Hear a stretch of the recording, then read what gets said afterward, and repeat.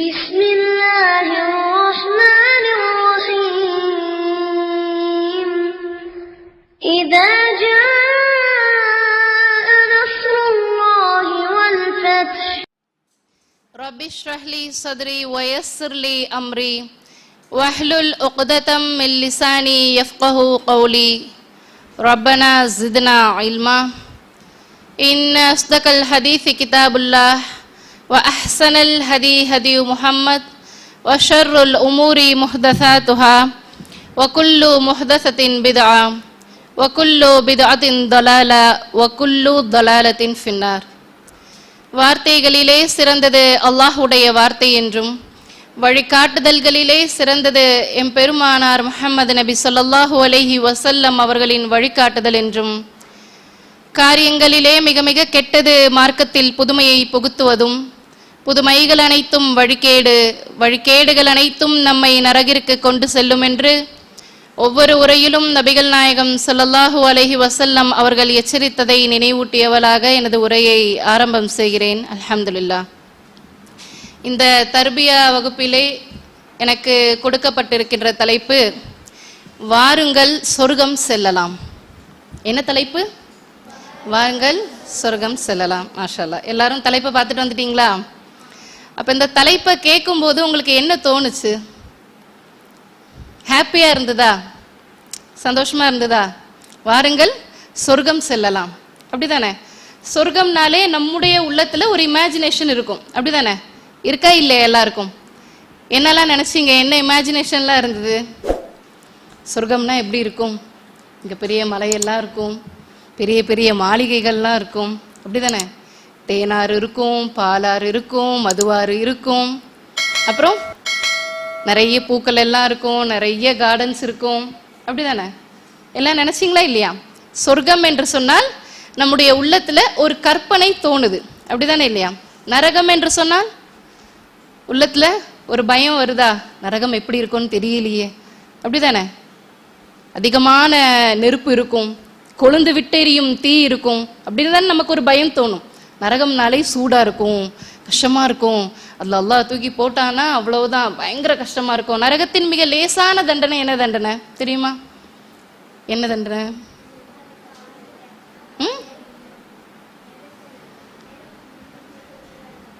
நெருப்பால் அணியப்படும் செருப்பு, அந்த நரகத்தினுடைய மிக லேசான தண்டனை.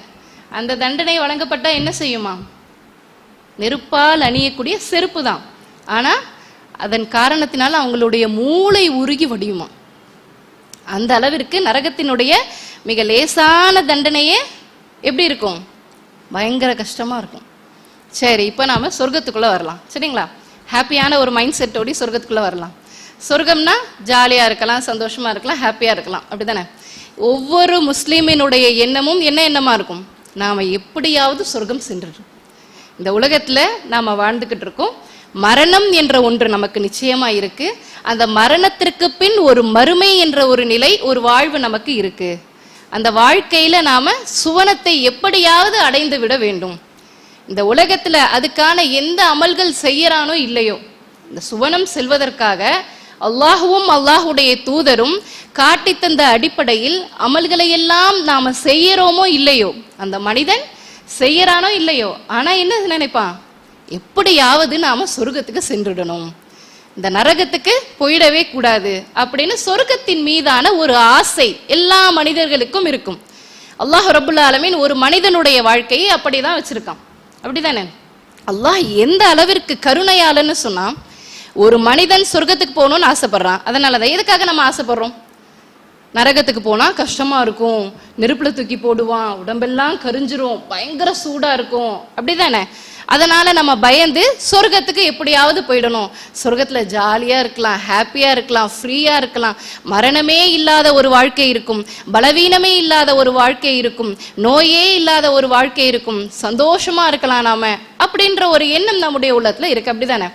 அப்ப இதை தேடி நாம எப்படியாவது சொர்க்கத்துக்கு நுழைஞ்சிடணும் அப்படின்னு அதை கஷ்டப்படக்கூடிய மக்கள், அதற்கு சிரமப்படக்கூடிய மக்களும் இருக்கதான் செய்றாங்க. அதற்கு சிரமப்பட்டு கஷ்டப்பட்டு தங்களுடைய அமல்களை அதிகரித்துக் கொள்ளக்கூடியவர்களும் இருக்கதான் செய்றாங்க. ஆனால் ஒரு மனிதன் நினைப்பதை விட அல்லாஹ் எந்த அளவிற்கு நினைக்கிறான் தெரியுமா? அந்த மனிதனை விட அதிகமா அல்லாஹ் நினைக்கிறான். நான் படைத்த இந்த மனிதன் முஃமின், அவன் எப்படியாவது சுவனத்திற்கு நுழைந்து விட வேண்டும்.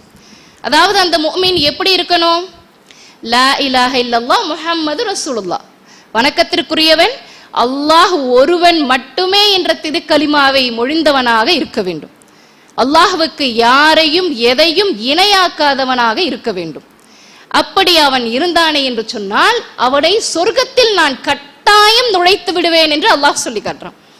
அல்லாஹ் அந்த அளவிற்கு ஒரு ஆர்வமா இருக்கான்.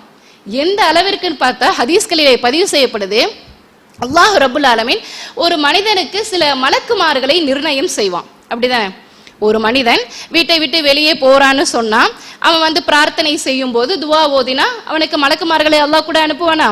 அவன் பத்திரமா வெளியே போயிட்டு பத்திரமா வீடு சேரணும், அவனுக்குன்னு ஒரு மலக்குமார் நியமிக்குவான். அதே போன்று வேற என்ன செய்வான்? வேற என்ன மலக்குமார்களை அல்லாஹ் நிர்ணயம் செய்வான்?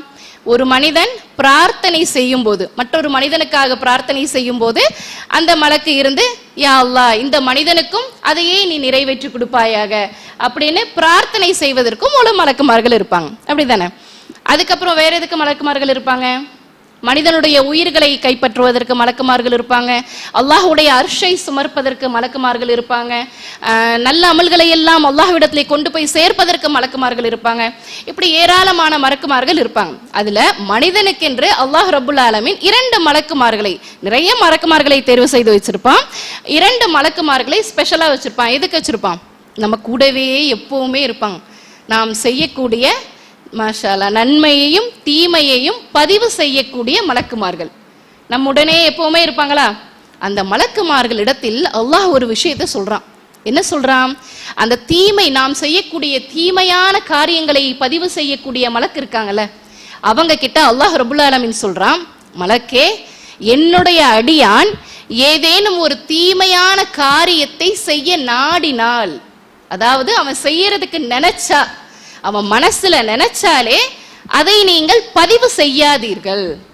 அவன் உள்ளத்துல மட்டும்தான் அதை நினைச்சிருக்கான், அதை நீங்க பதிவு செய்யாதீங்க. அதுவே அந்த மனிதன் அந்த தீமையை செய்து விட்டானே என்று சொன்னால், அவன் உள்ளத்துல நினைச்சானே ஒரு தவறான எண்ணம், அதனை அவன் செஞ்சுட்டான் அப்படின்னு சொன்னா அவனுக்கு ஒரே ஒரு தீமையை மட்டும் பதிவு செய்து விடுங்கள். சரிங்களா? அடுத்ததா நன்மையை பதிவு செய்யக்கூடிய மலக்கிடத்தில் அல்லாஹ் சொல்கிறான், மலக்கே, என்னுடைய அடியான் ஒரு நன்மையை செய்ய நாடுகிறான், ஒரு நன்மையை செய்ய அவன் நினைக்கிறான் அப்படின்னு சொன்னா அவனுக்கு ஒரு நன்மையை பதிவு செய்து விடுங்கள். எப்படி? ஒரு நன்மையை செய்ய நினைக்கிறானே என்று சொன்னால் அவனுக்கு ஒரு நன்மையை நீங்கள் பதிவு செய்து விடுங்கள். அதே சமயம் அந்த நன்மையை அவன் செய்து முடித்து விட்டானே என்று சொன்னால் அந்த நன்மைக்கு பகரமான நன்மையை பதிவு செய்து விடுங்கள். 2 நன்மைகளோ 10 நன்மைகளோ 70 மடங்கு நன்மைகளோ பதிவு செய்து விடுங்கள் அப்படின்னு அல்லாஹ் தஆலா சொல்றான். இப்ப எந்த அளவிற்கு ஒரு கருணையாளன்னு யோசிச்சு பாருங்க. அப்படிதானே இல்லையா? மனிதன் எப்படியாவது சுவனம் சென்று விடணும்னு மனிதன் நினைக்கிறானோ இல்லையோ, அதுக்கு சிரமப்படுறானோ இல்லையோ, அல்லாஹ் ரப்புல் ஆலமீன் அதற்கு ஆசைப்படுகிறான்.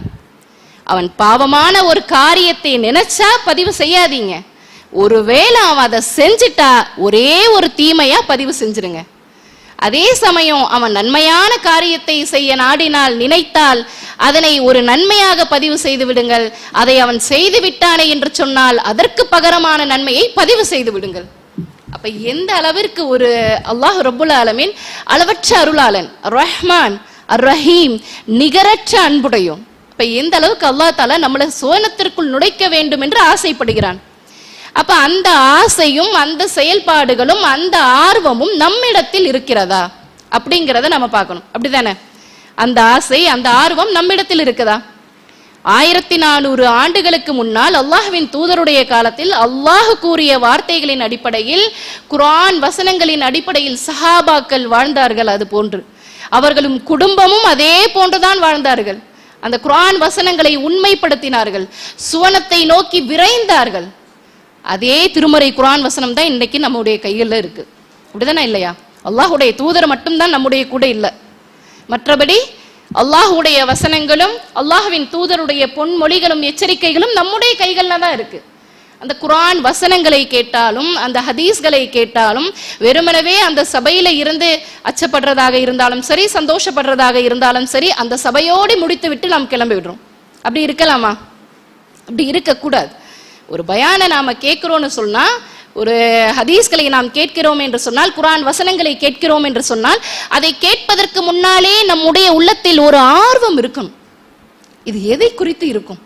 ஒரு தலைப்பு சொன்னா இந்த தலைப்புக்குள்ள என்னெல்லாம் பேசுவாங்க, என்னெல்லாம் சொல்லுவாங்க, இந்த குர்ஆன் வசனம் என்ன சொல்லி காட்டுகிறது, அல்லாஹ் நம்மிடத்தில் என்ன பேசுகிறான், அல்லாஹ்வுடைய தூதர் நம்மிடத்தில் என்ன எச்சரிக்கை செய்கிறார்கள், இந்த முஃமினுடைய தன்மை நம்மிடத்தில் வந்துவிட வேண்டுமே, நான் சிறந்த ஒரு முஃமினாக இருக்க வேண்டுமே, அல்லாஹ்வை அஞ்சிய நல்ல அடியானாக இருக்க வேண்டுமே என்று நாம் நினைக்க வேண்டும்.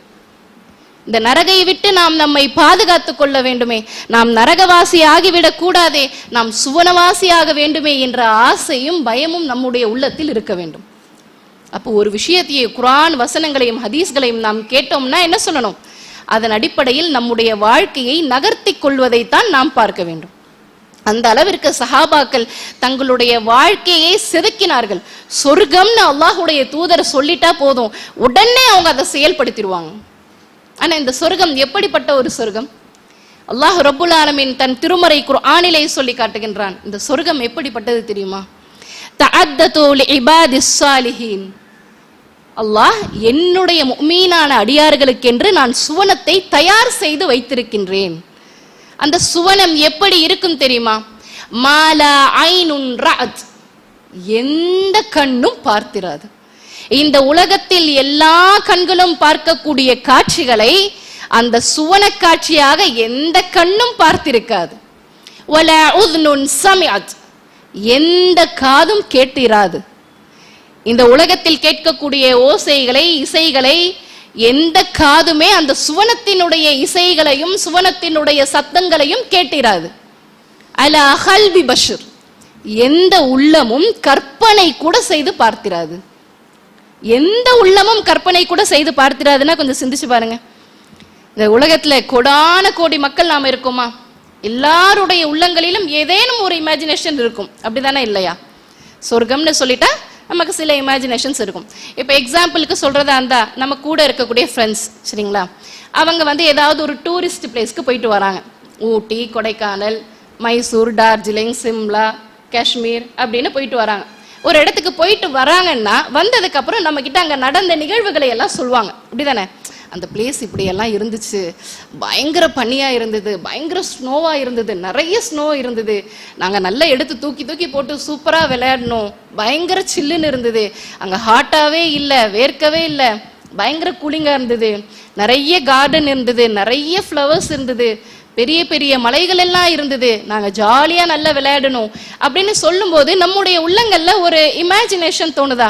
இப்படி தான் இருக்கும், ஒருவேளை இப்படி இருந்திருக்கும், அந்த மலை இப்படி இருக்கும், அந்த இடம் இப்படி இருக்கும், அப்படிதானே? அந்த ஸ்னோ இப்படி இருக்கும், அதை எடுத்து விளையாடுனா இப்படி இருக்கும் அப்படிங்கிற எண்ணம் நம்முடைய உள்ளத்துல தோணும். அதுக்கு என்ன காரணம்? நம்ம ஏதோ ஒரு இடத்துல அந்த இமேஜினேஷனை நம்ம பண்ணி பார்த்துருப்போம், அதாவது அந்த பிக்சர்ஸை பார்த்துருப்போம். சில ஃபோட்டோஸ்லேயே ஆகட்டும் சரி, வீடியோஸ்லேயே ஆகட்டும் சரி, ஊட்டினா இப்படி இருக்கும், கொடைக்கானல்னா இப்படி இருக்கும், ஹில் ஸ்டேஷன்ஸ்னா இப்படி இருக்கும், ஸ்னோனா இப்படி இருக்கும் அப்படிங்கிறத நாம பார்த்திருப்போம், அப்படிதானே? அப்படியே பார்க்காட்டாலுமே அது எப்படி இருக்கும், இதை போன்று இருக்குமா, அதை போன்று இருக்குமா அப்படிங்கிறதையே நாம யோசிப்போம். இப்போ எக்ஸாம்பிள் ஒரு ஃப்ரூட் சரிங்களா, ஒரு ஃப்ரூட் எக்ஸாம்பிளுக்கு நான் சொல்றேன். அந்த ஃப்ரூட்டை உங்களுக்கு என்னெல்லாம் இமேஜினேஷன் தோணுதுன்னு சொல்லுங்க. ஒரு ஃப்ரூட் மேலே பிங்கிஷா இருக்கு சரிங்களா, அதனுடைய மேலே தாளம்பூவினுடைய இதழ்கள் போல இருக்கும், அதுக்கப்புறம் உள்ள ஒயிட்டாகவும் இருக்கும், பிங்காகவும் இருக்கும், அதுக்குள்ள பிளாக் டாட்ஸாகவும் இருக்கும், அது கொஞ்சம் ஸ்வீட்டாகவும் இருக்கும், புளிப்பாகவும் இருக்கும். அப்போ இப்படி நான் சொல்லும்போது உங்களுக்கு ஒரு ரவுண்டாகவும் இருக்கும். அப்போ உங்களுக்கு எந்த ஃப்ரூட் ஞாபகம் வருது? Dragon fruit. மாஷா அல்லாஹ், கரெக்டாக கண்டுபிடிச்சிட்டீங்க. டிராகன் ஃப்ரூட் கரெக்டாக ஞாபகம் வந்துருச்சா? அப்போ சொல்லும்போது அதை நம்ம ஏற்கனவே பார்த்துருக்கோம், அப்படிதானே? அப்போ அதன் சுவையையும் நாம தெரிஞ்சு வச்சிருக்கோம். அதனால டிராகன் ஃப்ரூட், இவங்க சொல்றது எக்ஸாக்டா டிராகன் ஃப்ரூட் இப்படிதாங்கிறது நமக்கு தெரியும். ஆனா அந்த சொர்க்கம் எப்படி இருக்குமா? எந்த கண்ணுமே பார்த்திராது, எந்த காதுமே கேட்டிராது, எந்த உள்ளம் கூட கற்பனை கூட செய்து பார்த்திருக்காது, இப்படிதான் இருக்கும் அப்படிங்கிறத. அப்படிப்பட்ட சுவனத்தை என்னுடைய முஃமின்களுக்கு நான் தயார் செய்து வைத்திருக்கின்றேன் என்று அல்லாஹ் ரப்புல் ஆலமீன் சொல்லி காட்டுகின்றான். அப்ப அந்த சுவனம் எந்த அளவிற்கு அழகா இருக்கும், அப்படிதானே? நினைச்சு கூட பார்க்க முடியாது. தங்கத்தினாலான மாளிகை, வைரத்தினாலான மாளிகை, முத்தாலான மாளிகை எல்லாம் இருக்கும்போது, ஒவ்வொரு மாளிகையிலையும் 70 அறைகள் எல்லாம் இருக்கும்போது, நம்ம வீட்டில் நமக்குன்னு ஸ்பெஷலாக ஒரு ரூம் கொடுத்தாலே எவ்வளோ ஹாப்பியாக இருக்குமா இல்லையா?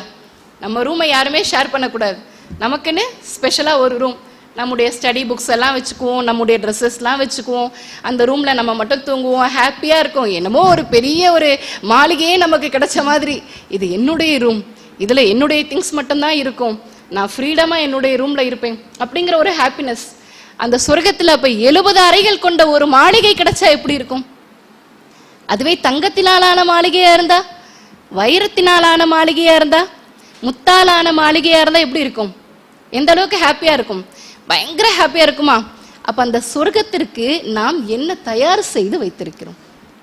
தயார் செய்யணுமா இல்லையா?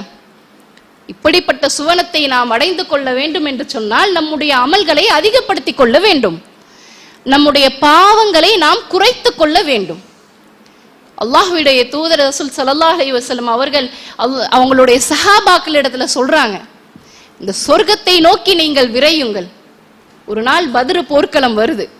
பத்ரு போர்க்களத்தினுடைய ஆரம்பத்தில் அல்லாஹ்வுடைய தூதர் ரசூல் ஸல்லல்லாஹு அலைஹி வஸல்லம் அவர்கள் சஹாபாக்களை பார்த்து சொல்லுகிறார்கள், எல்லாரும் கேளுங்கள், வானங்கள் பூமியின் சம அளவுக்கு நிறைந்த சொர்க்கம் காத்து கொண்டிருக்கிறது, எல்லோரும் வாருங்கள் அப்படின்னு ரசூல் ஸல்லல்லாஹு அலைஹி வஸல்லம் அழைப்பு விடுக்கிறாங்க. பத்ரு போர்க்களத்துல, போர்க்களம்னா சாதாரண விஷயமா? போர்க்களம்னா விளையாட போற விஷயமா? வாளையும் அம்பையும் வச்சுட்டு ஜாலியா விளையாடிட்டு வரலாம், இல்ல பேட் அண்ட் பால் கிரிக்கெட்லாம் விளையாடிட்டு வரலாம் அப்படின்ற விஷயமா போர்க்களம்? அப்படி கிடையாது, அப்படிதானே? தன்னுடைய உயிரே ஒரு சமயம் போனாலும் போகலாம், அல்லது உடல் உறுப்புகள் ஏதேனும் பாதிக்கப்பட்டாலும் பாதிக்கப்படலாம், கையை இழக்கலாம், காலை இழக்கலாம், கண்களை இழக்கலாம், அப்படிதானே? எது வேணாலும் நடக்கும் அந்த போர்க்களத்துல. அல்லாஹ்வுடைய தூதர் ரசூல் ஸல்லல்லாஹு அலைஹி வஸல்லம் அவங்க சொல்றாங்க, வானங்கள் பூமியின் விசாலம் அளவிற்கான சொர்க்கத்தை நோக்கி நீங்கள் விரையுங்கள் அப்படின்னு சொன்ன உடனே சஹாபாக்கள் எல்லாம் வேக வேகமா ரெடி ஆகுறாங்க அந்த போர்க்களத்துக்கு போகிறதுக்கு. அப்போ ஒரு சஹாபி உமைர் அலி அவர்கள் எழுந்து அல்லாஹ்வின் தூதரிடத்துல கேட்கிறாங்க, அல்லாஹ்வின் தூதரே, வானங்கள் பூமியின் அளவுக்கு சொர்க்கம் விசாலமானதா? அந்த அளவிற்கு மிக பெரியதா? நம்ம இமேஜின் பண்ணி முடிச்சிட முடியுமா? வானமும் பூமியும் எந்த அளவிற்கு விசாலமானதுன்னு கணக்கெடுத்துட முடியுமா? கணக்கே எடுக்க முடியாது, அப்படிதானே? அப்படிப்பட்ட சொர்க்கமா அது அப்படின்னு கேட்கும் போது அல்லாஹ்வின் தூதர் அவர்கள் சொல்லுகிறார்கள், ஆம், வானங்கள் பூமியின் விசாலம் அளவிற்கு நிறைந்தது அந்த சொர்க்கம், அந்த சொர்க்கம் அதோ இருக்கிறது, அதை நோக்கி விரைந்து செல்லுங்கள் அப்படின்னு அல்லாஹ்வுடைய தூதர் சொன்ன உடனே அந்த சஹாபி உமைர் அலி அவங்க என்ன செய்யறாங்க, தன்னுடைய அம்புக்குட்டில் இருக்கக்கூடிய ஒரு பேரித்தம்பழத்தை எடுத்து சாப்பிடுறாங்க. ஒரு பேரித்தம்பழத்தை சாப்பிட்றதுக்கு கிட்டத்தட்ட எவ்வளோ நேரம் ஆகும்? ஒரே ஒரு டேட்ஸ் 2 மணி நேரம் ஆகுமா? 2 நிமிஷம் ஆகுமா? 2 செகண்ட் தான் ஆகுமா? ஒரு பேரித்தம்பழம் சாப்பிடக்கூடிய நேரத்தில் கூட அந்த சொர்க்கத்தை நான் வீணடித்து விடக்கூடாதே, அந்த சொர்க்கத்தை நான் இழந்து விடக்கூடாதே, அந்த நேரம் மிஸ் ஆயிடக்கூடாது அப்படின்னு சொல்லி அந்த சஹாபி அந்த பேரித்தம்பழத்தை சாப்பிடாமல் வேக வேகமாக சென்ற அந்த போர்க்களத்திலே கலந்து கொள்றாங்க. 1000 எதிரிகளை அவர்கள் கொலை செய்கிறார்கள். பிறகு இறுதியிலே அவர்களும் எதிரிகளால் கொலை செய்யப்பட்டு ஷஹீதாக்கப்படுகிறார்கள். அப்ப கொஞ்சம் சிந்திச்சு பாருங்க, பேரிச்சம்பழம் சாப்பிடுறதுக்கு ஒரு 2 செகண்ட் 2 நிமிஷம் அந்த நேரத்தை கூட நான் வீணடிக்க விடல, சொர்க்கத்தை நோக்கி நான் சென்று விடுகிறேன் அல்லாஹ்வுடைய தூதரே என்று சென்று அந்த சஹாபி சொர்க்கத்தை நோக்கி விரைந்து செல்கிறார்கள், அந்த போர்க்களத்திலே கலந்து கொள்கிறார்கள். அப்ப இன்றைக்கு நம்முடைய வாழ்க்கையில நாம எவ்வளவு நேரங்களை நாம வீணடிச்சிட்டு இருக்கோம்? வீணடிக்கிறோமா இல்லையா? முதல் விஷயம் என்ன விஷயம்? எல்லாரும் மொபைல் ஃபோன் யூஸ் பண்ணுவீங்களா? எல்லார் வீட்லயும் மொபைல் ஃபோன் இருக்கா? எப்படி யூஸ் பண்ணுவோம்? டைமிங் படி தேவை போலயா யூஸ் பண்ணுவோம்? தேவைக்கு லிமிட்டடா யூஸ் பண்ணிக்கிறது பிரச்சனை கிடையாது, அப்படிதானே இல்லையா? தேவை மீறி யூஸ் பண்றோமா? நைட்டெல்லாம் தூங்காம 12-1 மணி வரைக்கும் இருந்து மொபைல் ஃபோனை யூஸ் பண்றது. ஸ்கூலுக்கு இல்லையா? மாஷா அல்லாஹ், குட் கேர்ள். அப்போ ஸ்கூலுக்கு போகிறதுக்கு முன்னாடி காலையில் யூஸ் பண்ணுவோமா? ஸ்கூலுக்கு போயிட்டு வந்ததை யூஸ் பண்ணுறோமா? டியூஷன் போகணும், மதரசா போகணும், அப்படி தானே? மாஷா அல்லா. அதுக்கப்புறம் நைட்டு படுக்க போகிறதுக்கு முன்னாடி யூஸ் பண்ணுறது இல்லையா? அதுவும் யூஸ் பண்ண மாட்டீங்களா? மாஷா அல்லா, வெரி குட் கேர்ள். ஆனாலும் சில தலைகள் ஆடுதே. மொபைல் ஃபோன் என்ன செய்யறது? நம்முடைய நேரங்கள் வீணடிக்கப்படுறது. தேவையான நேரத்தில் நாம் யூஸ் பண்ணிக்கலாம், தேவை இல்லாமல் அதில் நம்முடைய நேரங்களை கழித்து விட வேண்டாம். ஒரு ஷார்ட்ஸ் நம்ம பார்த்த ஒரு ஷார்ட்ஸ் எத்தனை செகண்ட் வரும்? 5 செகண்டா? யூஸ் பண்றீங்கன்றீங்க, அப்புறம் ஷார்ட்ஸ் எத்தனை செகண்ட்னு தெரியலன்றீங்க. ஒரு ஷார்ட்ஸை பார்த்தாலே நம்முடைய நேரங்கள் வேஸ்ட் ஆகுதா இல்லையா? ஒரு ஷார்ட்ஸ் இப்படி ஸ்வைப் பண்றது, ஒன்று போனா அடுத்து, ஒன்று போனா அடுத்து, ஒன்று போனா அடுத்து.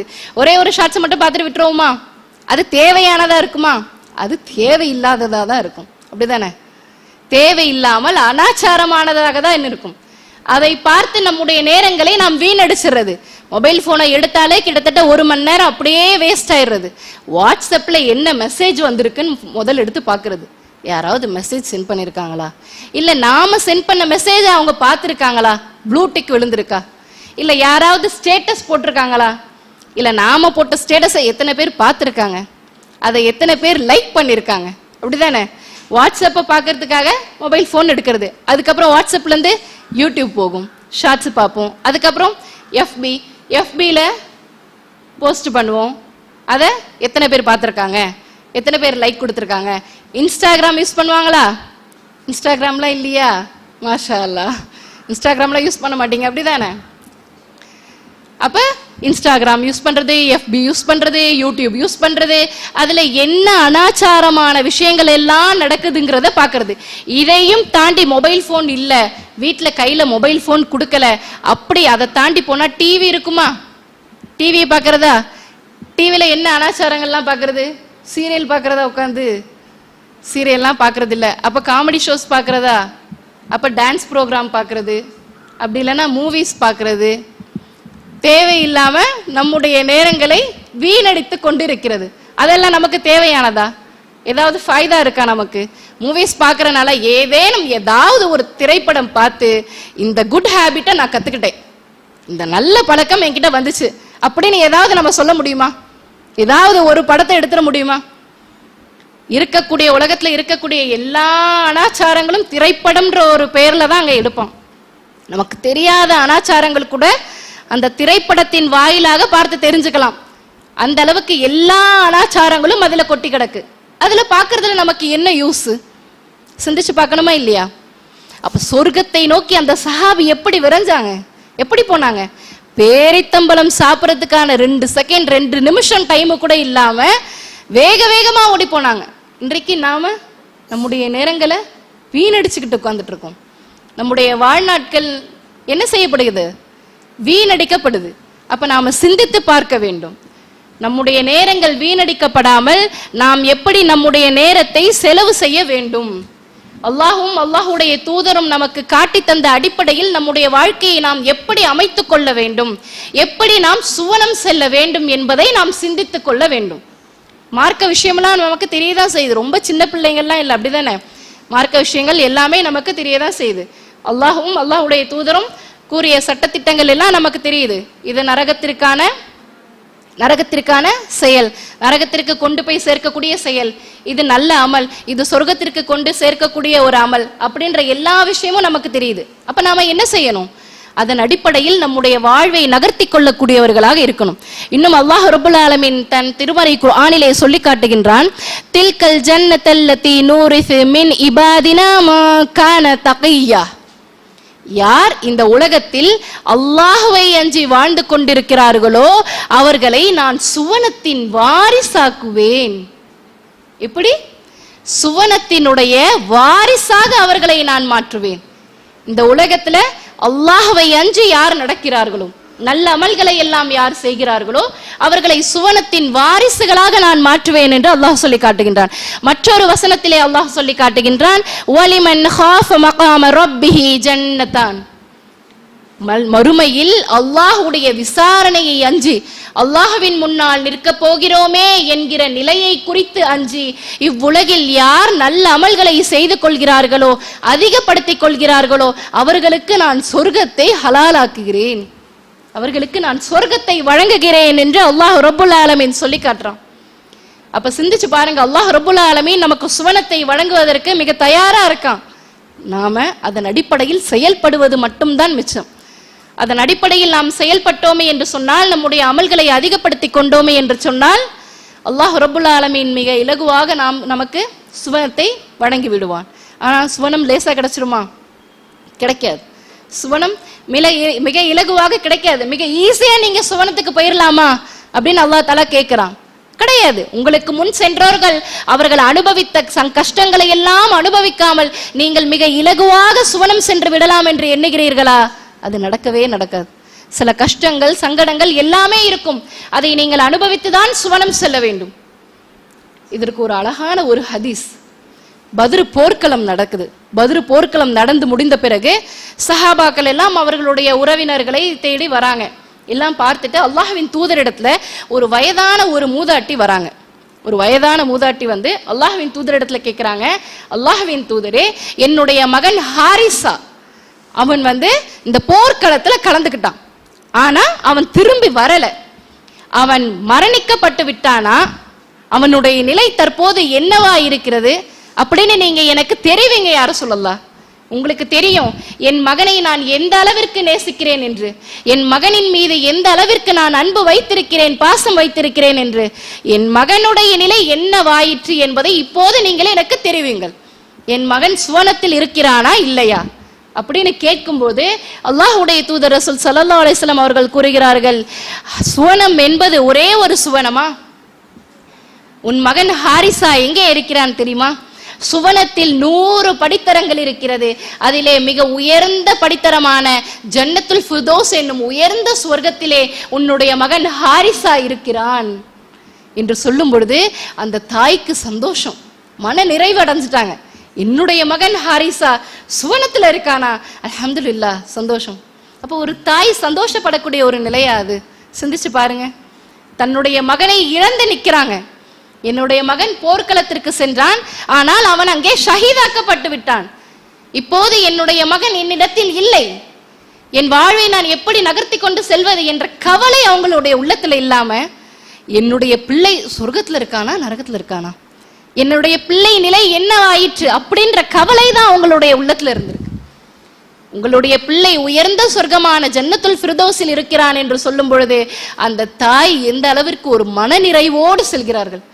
சொர்க்கம்னா எப்படி இருக்கணும்?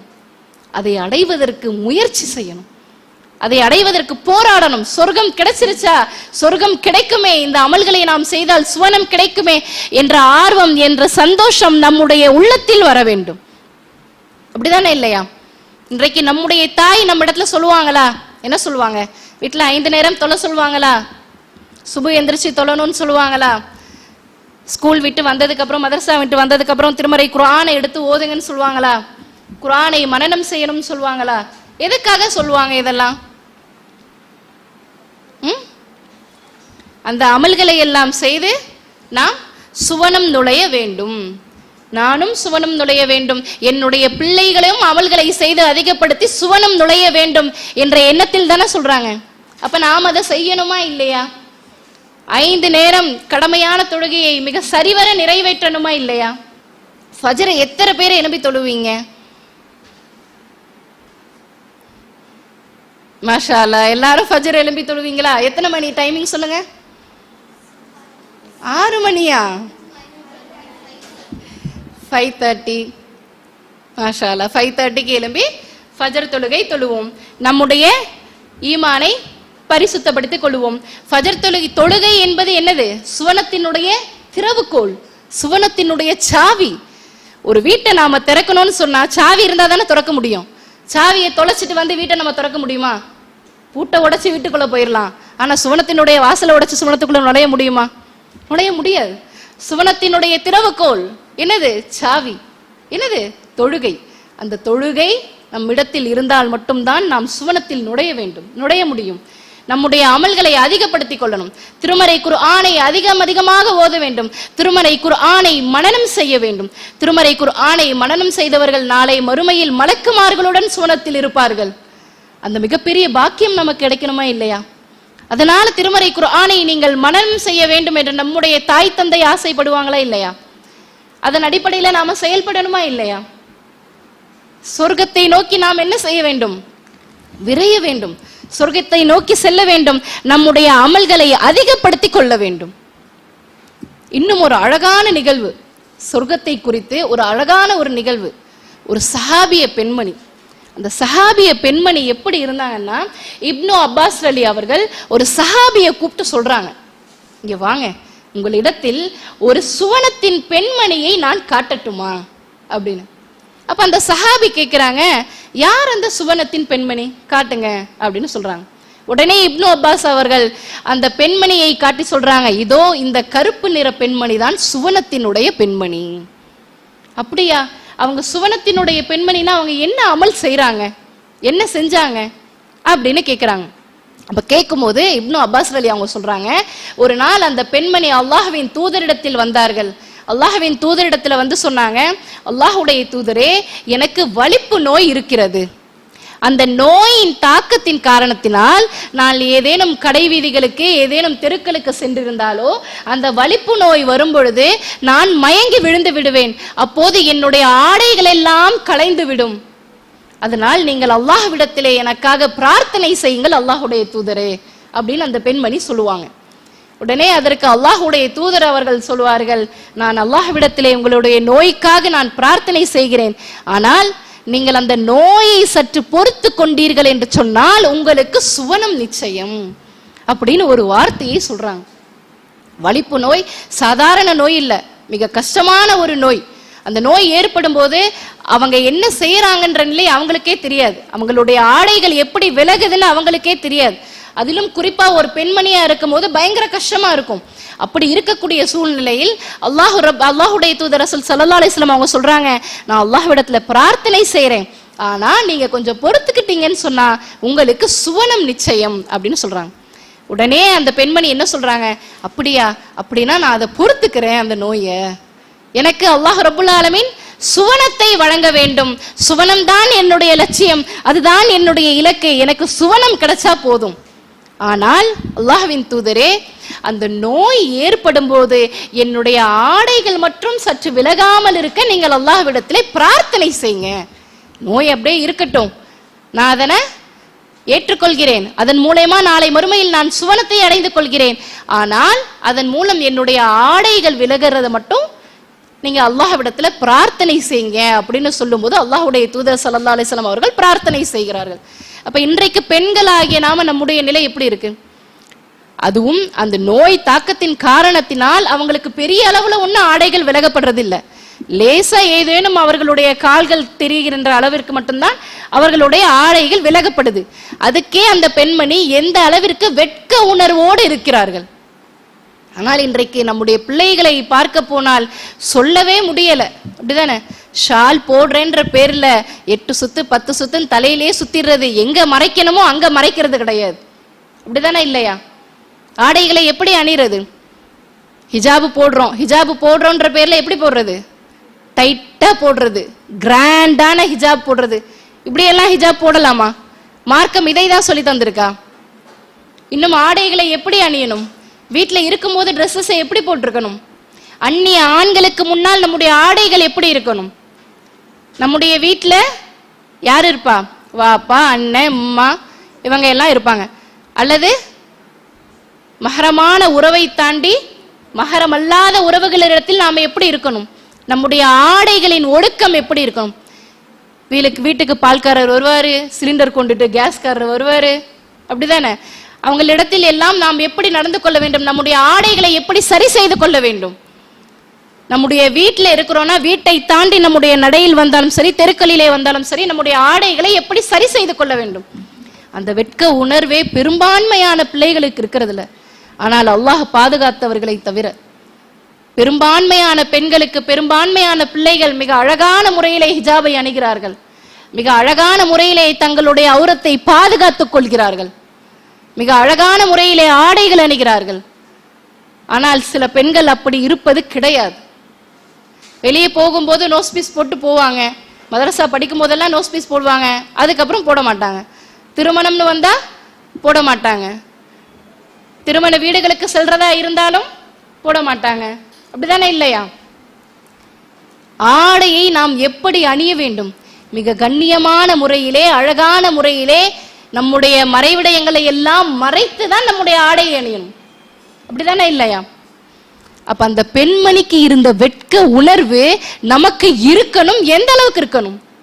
அதை விட அதிகமா இருக்கணுமா இல்லையா? சிந்திச்சு பாருங்க. ஆனால் இன்றைக்கு நம் பெண்களினுடைய நிலையை பார்த்தால் மிகவும் கவலைக்கிடம். ஆடைகள் என்று சொன்னாலே மிகவும் மோசமான ஒரு நிலை. அல்லாஹ் ரப்புல் ஆலமீன் பாதுகாக்க வேண்டும். இன்னும் அல்லாஹுடைய தூதர் ஸல்லல்லாஹு அலைஹி வஸல்லம் அவர்கள் சொல்லி காட்டுகின்றார்கள், பெற்றோருக்கு பணிவிடை செய்பவன் சுவனம் நுழைவான். ஒரு நாள் அல்லாஹ்வின் தூதர் ரசூல் ஸல்லல்லாஹு அலைஹி வஸல்லம் அவர்கள் ஒரு கனவு காண்றாங்க. அந்த கனவின் போது சுவனத்தில் ஒரு நபரை பார்க்கிறார்கள். அந்த நபர் ஓதிக்கொண்டிருக்கிறார். அப்போது அல்லாஹுடைய தூதர் அவர்கள் கேட்கிறார்கள், இது யார், எந்த மனிதர் என்று கேட்கிறார்கள். அது எந்த சஹாபின்னு தெரியுமா? பேர் தெரியுமா யாருக்காவது? அப்போது கூறப்படுகிறது, ஹாரிசா பின் நுமான். ஹாரிசா பின் நுமான் என்ற சஹாபி தான் சொர்க்கத்தில் இருந்து கொண்டு திருமறை குர்ஆனை ஓதி கொண்டிருக்கிறார் அப்படின்னு சொல்லப்படுது. அப்ப உடனே அல்லாஹுடைய தூதர் சொல்கிறார்கள், இதுதான் பெற்றோருக்கு செய்யும் பணிவிடை. பெற்றோருக்கு செய்யும் பணிவிடை என்பது ஒரு மனிதனை சுவனத்திற்கு கொண்டு சேர்க்கும். பெற்றோரை கண்ணியமான முறையில் நாம் நடத்த வேண்டும். இன்றைக்கு பெற்றோரை, நம்முடைய தாயை கண்ணியமான முறையில் நடத்திக்கிட்டு இருக்கோமா? அம்மா வா போ, ஏதோ ஆடு மாடை கூப்பிடுற மாதிரி இங்க வா இங்க போ, அப்படிதானே? சீன்னு சொல்லாமா? பெற்றோர்களை சீன்னு சொன்னா அல்லாஹ் தண்டனை தருவானா தரமாட்டானா? பெற்றோர்களை சீ என்று கூட நீ கூறக்கூடாது. பெற்றோர்களை கண்ணியமான முறையில் நீ நடத்த வேண்டும். இன்றைக்கு பெற்றோர்கள் பிள்ளைகளை பார்த்துக்கிட்டு இருக்காங்க. பிள்ளைகள் பெற்றோர்களை கண்ணியமான முறையில பார்த்துக்கணும், அப்படிதானே? ஆனா பெற்றோர்கள் என்ன செய்யறாங்க? பிள்ளைகளை கண்ணியமான முறையில பார்த்துக்கிறாங்க. என்னுடைய பிள்ளை என்ன சீன்னு சொல்லிடக்கூடாது, என்னுடைய பிள்ளை என்னை வெறுத்து ஒதுக்கிடக்கூடாது. பெற்றோர்கள் பிள்ளைகளுக்கு பயப்படுறாங்க. ஐயோ அவ வந்துட்டானா உடனே இதை கேட்பா, டென்ஷன் ஆயிடுவா, இப்ப சத்தம் போடுவா, இப்ப சண்டை போடுவா, இப்ப பேட் வேர்ட்ஸ் பேசுவா, தேவையில்லாம சண்டை போடுவா, அதனால நான் பயந்து இதை அவளுக்கு செஞ்சிருவேன். அவகிட்ட எதையுமே பேச முடியாது, அவகிட்ட எதையுமே சொல்ல முடியாது.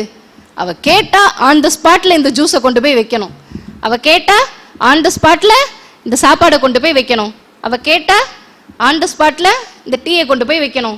அவ வந்து எடுத்து சாப்பிட மாட்டா, நாம தான் கொண்டு போய் கொடுக்கணும். அவ வந்து எடுத்து குடிக்க மாட்டா, நாம தான் கொண்டு போய் கொடுக்கணும். பெற்றோருக்கு உபகாரம் செய்ய வேண்டும் என்று அல்லாஹ் மனிதனுக்கு வலியுறுத்தி இருக்கிறான். எல்லாரும் வீட்டுல அம்மாக்கு ஹெல்ப் பண்ணுவீங்களா? என்னெல்லாம் ஹெல்ப் பண்ணுவீங்க? பாத்திரம் கழுவி கொடுப்பீங்களா? வீடு பெருக்கி கொடுப்பீங்களா? துணி துவைச்சு கொடுப்பீங்களா? துணி மடிச்சு கொடுப்பீங்களா? மாஷா அல்லாஹ். அப்ப பெற்றோர்களுக்கு, நம்முடைய தாய்க்கு பணிவிடை செய்ய வேணும், அவங்களுக்கு ஹெல்ப் பண்ணணும். அவங்க படக்கூடிய சிரமங்களையும் கஷ்டங்களையும் நாம அவங்களுக்கு என்ன செய்யணும்? ஷேர் பண்ணிக்கணும். நானும் செய்யறேம்மா அப்படின்னு சொல்லி நம்முடைய தாயையும் தந்தையும் என்ன செய்யணும்? கண்ணியமான முறையிலே, அழகான முறையிலே நாம் பார்த்து கொள்ள வேண்டும். பெற்றோருக்கு பணிவிடை செய்பவன் என்ன எங்க செல்வான்? சுவனம் செல்வான். அல்லாஹ்வின் தூதர் ரசூல் ஸல்லல்லாஹு அலைஹி வஸல்லம் அவர்கள் சொல்லி காட்டுகிறார்கள், நமக்கு கைகளிலே கிடைக்கக்கூடிய மிகப்பெரிய ஒரு சான்ஸ், அந்த சான்ஸை நாம மிஸ் பண்ணிக்கிட்டு மறுமையில கவலைப்படக்கூடாது. மறுமையில் அல்லாஹ்விடத்துல சென்று, யா ரஹ்மானே ஒரே ஒரு நாள் இந்த உலகத்துக்கு என்ன அனுப்பு, நான் எல்லா அமல்களையும் செஞ்சுட்டு வரேன் அப்படின்னு ஒரு மனிதன் கேட்பானாம். அல்லாஹ் என்ன செய்வான்? இல்ல, அந்த வாய்ப்பு வழங்கவே படாது. நான் உனக்கு கொடுத்த நேரம் எல்லாம் முடிந்து விட்டது, இதற்கு மேல் உன்னை மறுபடியும் இந்த உலகிற்கு நான் திருப்ப அனுப்ப மாட்டேன் என்று அல்லாஹ் ரப்புல் ஆலமீன் சொல்லிடுவான். அப்ப நமக்கு சான்ஸ் இருக்கும் போதே நம்ம என்ன செய்யணும்? அதை யூஸ் பண்ணிக்கணும். அந்த சான்ஸை நாம மிஸ் பண்ணக்கூடாது. சுவனம் செல்வதற்கு என்னவெல்லாம் வழிகள் இருக்கிறதோ எல்லா வழிகளையும் நாம் அடைந்து கொள்ள வேண்டும். நாம எதுக்காக சுவனம் செல்ல வேண்டும் சொல்லுங்க? எதுக்காக நாம சொர்க்கத்துக்கு போகணும்? எதுக்காக ஆசைப்படுறோம்? அந்த சொர்க்கத்துக்கு போய் எதுக்கு இருக்கணும்? சொர்க்கத்துல ஜாலியா இருக்கலாம்னா, நிம்மதியா இருக்கலாம், அப்படிதானே? நோய் இல்லை, பலவீனம் இல்லை, தேனாறு ஓடும் எவ்வளோ வேணாலும் எடுத்து குடிச்சுக்கலாம், பாலாறு ஓடும் எவ்வளோ வேணாலும் எடுத்து குடிச்சுக்கலாம், மது ஆறு ஓடும், அப்படிதானே? வேற சொல்லுங்க, எதுக்காக நாம் சொர்க்கத்திற்கு ஆசைப்படுகிறோம்? மாஷா அல்லாஹ், வெரி குட். அல்லாஹுவை பார்க்க வேண்டும், அல்லாஹ்வை பார்க்கணுமா இல்லையா? நம்முடைய தாயையும் நம்முடைய தந்தையையும் எங்கேயாவது வெளியே போறாங்க, ஒரு நாள் நம்ம பார்க்காம இருக்கோம், ஒரு வாரம் பார்க்காம இருக்கோம், நமக்கு கவலை இருக்குமா இல்லையா? நம்முடைய அம்மா எப்போ வருவாங்க, நம்முடைய வாப்பா எப்போ வருவாங்க, அவங்கள நாம பார்க்கணும். நமக்கு எல்லா பணிவிடைகளையும் அவங்க தானே செய்து தராங்க. நமக்கு சாப்பாடு ஆக்கி தராங்க, நமக்கு ட்ரெஸ்ஸஸ் வாங்கி தராங்க, நமக்கு எல்லா விஷயங்களையும் அவங்க செய்யறாங்க, நம்மளை பத்திரமா பாத்துக்கிறாங்க. அவங்கள மிஸ் பண்ணி நாம இருப்போமா? தாய் தந்தையை நாம மிஸ் பண்ணுவோமா? மிஸ் பண்ண மாட்டோம். எந்த உறவுகளை நாம மிஸ் பண்ணாலும் தாய் தந்தையை நாம மிஸ் பண்றதுக்கு விரும்பவே மாட்டோம். அந்த அளவிற்கு அவர்களை நாம் நேசிப்போம். அதை விட அதிகமாக அல்லாஹ்வை நாம் நேசிக்க வேண்டும். இந்த உலகில் நமக்கு ஒரு வாழ்வை கொடுத்து, நமக்கு தீமையான காரியங்களை விட்டு நம்மளை பாதுகாத்து, நன்மையான காரியத்தின் பக்கம் நம்மை செல்ல வைத்து, நமக்கு எல்லா வாழ்வாதாரங்களையும் அளித்து, நமக்கு உடல் ஆரோக்கியத்தை அளித்து, நமக்கு நிம்மதியான வாழ்க்கையை அளித்து, இந்த காலகட்டத்தில் இந்த நிம்மதி இல்லாத சூழ்நிலையில் இன்றைக்கு பாலஸ்தீனிய மக்கள் இருந்து கொண்டிருக்கிறார்கள். அந்த இடத்துல நாமெல்லாம் இருந்தா நம்முடைய நிலை என்னவா இருக்கும்? பொறுமையை மேற்கொண்டு இருப்போமா இல்லையா என்பது நமக்கே ஒரு கேள்விக்குறியான ஒரு நிலை. அல்லாஹ்வுடைய பாதுகாவல்னால ஏதோ ஓரளவுக்கு அல்ஹம்துலில்லாஹ்ன்ற ஒரு நிலையை இன்றைக்கு நாம் இந்த தமிழ்நாட்டில் அனுபவிச்சுட்டு இருக்கோம். அப்படிதானே இல்லையா? அப்ப இந்த சூழல்களை எல்லாம் ஏற்படுத்தி கொடுத்த ரப்புல் ஆலமீன், நம்மை கண்ணியப்படுத்திய ரப்புல் ஆலமீன், நம்மை படைத்த ரப்புல் ஆலமீன், நமக்கு எல்லா அமல்களையும் செய்வதற்கு நமக்கு தூண்டிய ரப்புல் ஆலமீன், நமக்கு எல்லா நற்காரியங்களையும் நமக்கு செய்த ரப்புல் ஆலமீன், நமக்கு ஏராளமான நன்மைகளை செய்த ரப்புல் ஆலமீன், அவனை பார்க்க வேண்டும் என்கிற ஆசை நம்முடைய உள்ளத்தில் இருக்கணுமா வேண்டாமா? அப்ப நாம சொர்க்கத்திற்கு செல்வதாக இருந்தால், சொர்க்கத்திற்கு செல்கிறோமே என்று சொன்னால், முதலில் நம்முடைய குறிக்கோள் என்னவாக இருக்க வேண்டும்? அல்லாஹுவை பார்க்க வேண்டும். இந்த உலகத்தை படைத்து, மனிதர்களை படைத்து, எல்லா உயிர் ஜீவராசிகளையும் படைத்து பரிபாலித்துக் கொண்டிருக்கின்ற ரப்புல் ஆலமீனை நாம் காண வேண்டும். அல்லாஹ்வின் தூதரிடத்தில் சஹாபாக்கள் கேட்கிறார்கள், அல்லாஹ்வுடைய தூதரே, நாங்கள் மறுமையில் இறைவனை காண்போமா அப்படின்னு கேட்கிறாங்க. அதுக்கு ரசூல் ஸல்லல்லாஹு அலைஹி வஸல்லம் அவர்கள் கூறுகிறார்கள், ஆம், நீங்கள் மறுமையில் இறைவனை பார்ப்பீர்கள், சுவனத்தில் இறைவனை பார்ப்பீர்கள். எப்படி பார்ப்பீர்கள் என்று சொன்னால், பௌர்ணமி இரவில் சந்திரனை எப்படி முழுவதாக நீங்கள் காண்பீர்களோ அதே போன்று பார்ப்பீர்கள். மேகம் சூழாத சூரியனை எப்படி நீங்கள் தெளிவாக பார்ப்பீர்களோ அதை போன்று நீங்கள் அல்லாஹ்வை மறுமையில் பார்ப்பீர்கள் என்று அல்லாஹ்வுடைய தூதர் ரசூல் ஸல்லல்லாஹு அலைஹி வஸல்லம் அவர்கள் சொல்லி காட்டுகிறார்கள். நமக்கு மூணை பார்க்கறதுக்கு நமக்கு ஏதாவது டிஸ்டர்பன்ஸ் இருக்குமா? இருக்காது. நீங்க பார்த்தாலும் தெரியும், நான் பார்த்தாலும் தெரியும், இங்க இருந்து நாம பார்த்தாலும் தெரியும், அல்லது வேற ஊர்ல இருந்து எங்க பார்த்தாலும் சந்திரன் நல்லாவே தெரியும். சூரியன் தெரியுமா எல்லாருக்குமே? யாருக்காவது மறைக்குமா? வெளிநாட்டுல இருந்து பார்க்கக்கூடியவங்களுக்காக நமக்கு ஏதாவது மறைக்குமா? நாம பார்க்கும்போது வெளிநாட்டுல இருக்கவங்களுக்கு மறைக்குமா? நீங்க பார்க்கறனால எனக்கு மறைக்குமா? நான் பார்க்கறனால உங்களுக்கு மறைக்குமா? மறைக்காது. எந்த அளவிற்கு தெளிவாக சந்திரனும் சூரியனும் தெரியுமோ அந்த அளவிற்கு மிக தெளிவாக அல்லாஹ் ரப்புல் ஆலமீனை மறுமையில் நீங்கள் காண்பீர்கள். சுவனவாசிகள் சுவனத்தில் நுழைந்த பிறகு அல்லாஹ் ரப்புல் ஆலமீன் சுவனவாசிகளை குறித்து கேட்பான், உங்களுக்கு எல்லாம் வழங்கிவிட்டேனா, நீங்கள் மனநிறைவோடு இருக்கிறீர்களா என்று அல்லாஹ் கேட்பான். அதற்கு சுவனவாசிகள் கூறுவார்கள், ஆம் அல்லாஹ்வே, நீ எங்களை நரகிலிருந்து விடுவிக்கவில்லையா?